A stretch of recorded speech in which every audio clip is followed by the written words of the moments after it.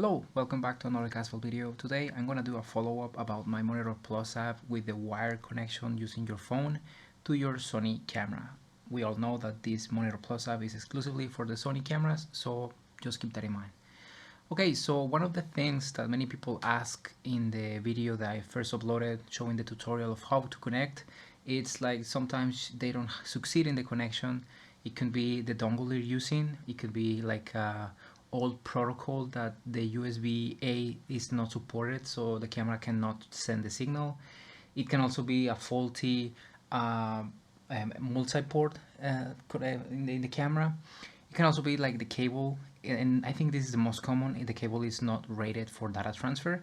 It doesn't need to be the special cable. You know, like when you get your gimbals, you get like a special USB, micro USB to multi. I show you a little close up there in the camera.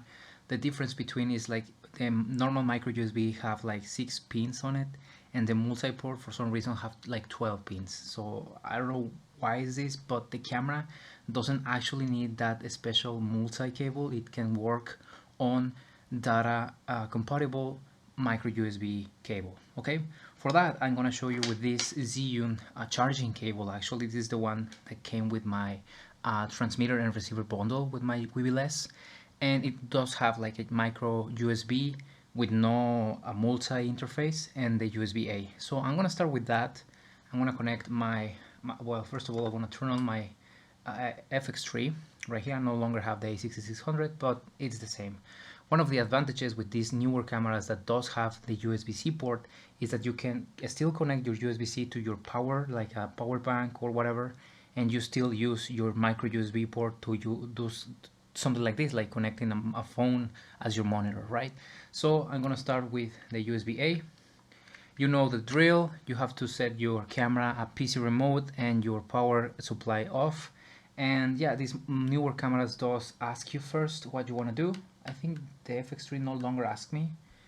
It just shows like a PC here in parentheses, and automatically here in the camera you start seeing well, the video feed, right? You can still change your aperture, your ISO values, even you can change like what format you're recording. Here is showing like XAVCS 4K at 30 frames per second, and also the bit rate, right, and the chroma sampling. So this is the 140 megabytes per second for 2210-bit, so you can actually change this.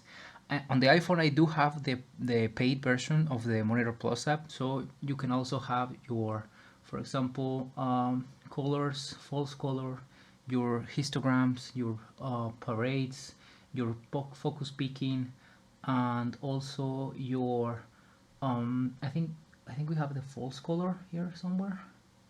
Yeah, you have that like for your skin colors, everything. So that's the paid version, but you're not actually the paid version to establish connection. So don't ever think that you need to pay for the Motorplus app Pro to be able to connect to your camera, because I could connect when I wasn't paying for this app. So we see that with the dongle, this is the original Apple dongle with the lightning port. I don't need to have a lightning port connected. This doesn't consume that much power because I do turn off the power supply through the multi-port, so we're good. All right, now let's try with another cable that is basically the same as this one. It's a USB-A to micro USB, but it's just a cheap one, right? Let's just call it that, the way it is.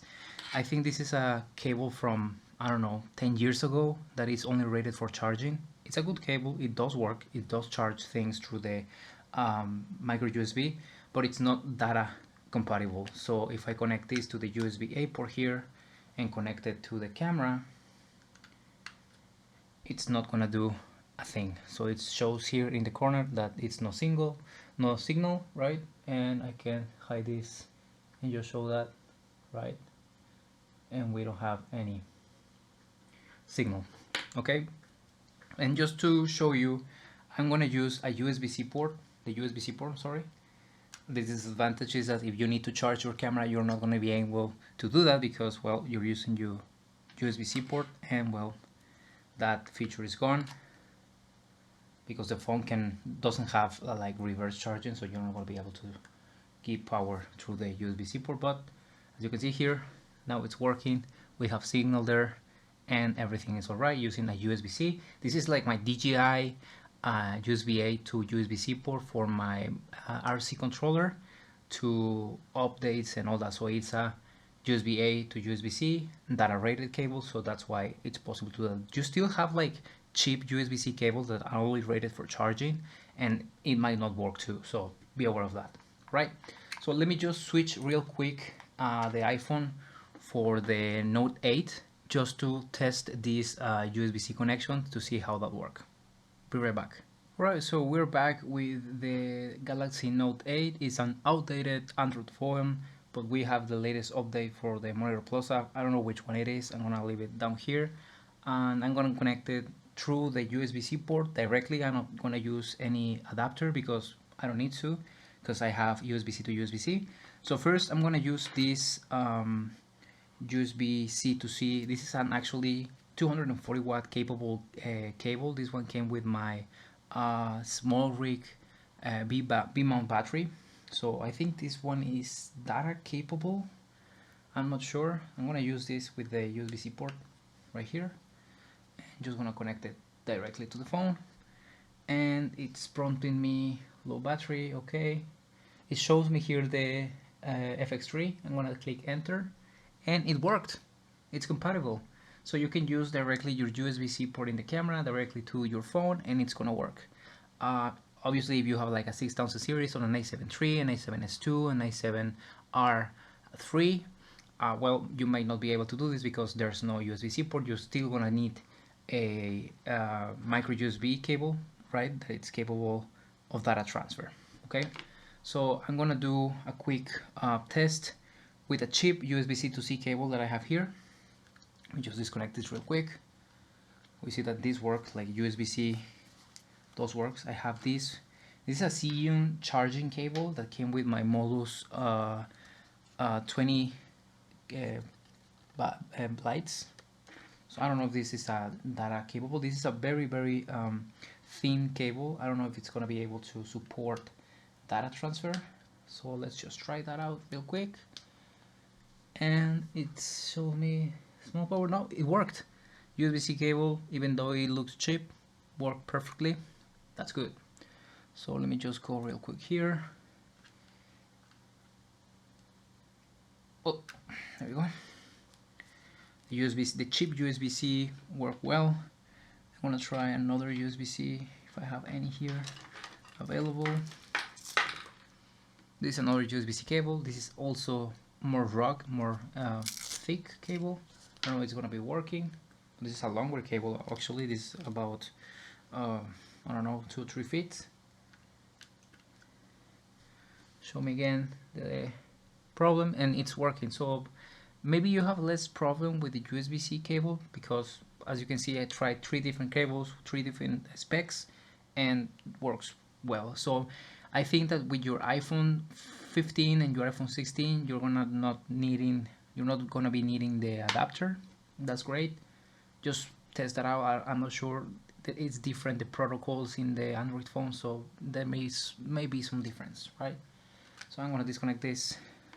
Now I'm gonna use the same cables here, the micro USB to USB-A from Xeon that work with the adapter with the iPhone, and also the USB-A to micro USB that didn't work with the iPhone.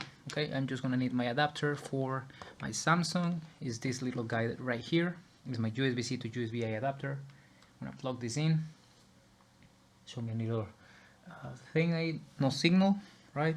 I'm gonna first test my Xeon cable that worked with the iPhone. Okay, directly to the multi-port, to the micro USB port, right? So we have PC signal, and we have image right there with the dongle from USB-C to USB-A. So you can still be using an Android phone and needing to use like an adapter. There's a lot of cheap adapters out there that only work for charging. So again, you need to be sure that you're using an adapter and a cable that is capable of data transfer, not only for charge. Okay, so I'm gonna change this cable right here. The Xeon works pretty well as it did in the iPhone, with the iPhone, I'm sorry. I'm gonna connect now the cheap micro USB cable that is rated only for charging, and it doesn't show any image here. So the key to the game here is just to be sure that your connections, your adapters and your cables are data capable, and you shouldn't be having any trouble with the connections. Also, be sure that you are configuring your camera correctly and you're setting your connection to multi, your power supply off, and you're setting your USB connection mode to PC remote. So that's key. All right. So yeah, that's pretty much what I wanted to show. This video is just regarding the cables and the compatibility, and also the capabilities of the newest Sony cameras that does come with USB-C port and the multi-port. You can still use the multi-port, and you can, for example, if I want to use my B-mount battery right here and I want to charge the camera at the same time, I can do that because the USB-C port is free. So I can connect here to the out in the B-mount battery, connect this, and the camera now is charging with a PD capable device. That is my B-mount battery here, my small ray Big 99, and the camera is charging, and I'm also sending signal to my, I'm sorry, let me just change the cable to the one that works. Sorry about that. Let me just switch to this USB A to USB micro USB, sorry. Shows PC, camera is charging, and also I have my monitor here. So yeah, that was pretty much what I wanted to show you. It's great. I mean, I like a lot the Motorplus app. I'm still using it. I do have some struggles sometimes when I'm in crowded environments, that there's like many RF signals and Wi-Fi signals and cell phone signals. It does, even if the phone is up right close to the camera, it just get very stuttery and choppy, and I need to get a wire connection. So with these models that does come with USB-C port and the multi-port, it's very easy just to accomplish this connection, and I don't have to carry my Atmos Ninja 5 everywhere I go, because I know that I can use my phone to connect to the camera. So that's pretty convenient when you're just trying to get like a bigger screen and be able to see better what you're recording. So yeah, you got a monitor in your pocket, you just need to figure out the connection from the camera to the phone. So thank you very much for watching. I hope this video helps. Leave down below any comments or questions you have. I'll be happy to help you out. See ya.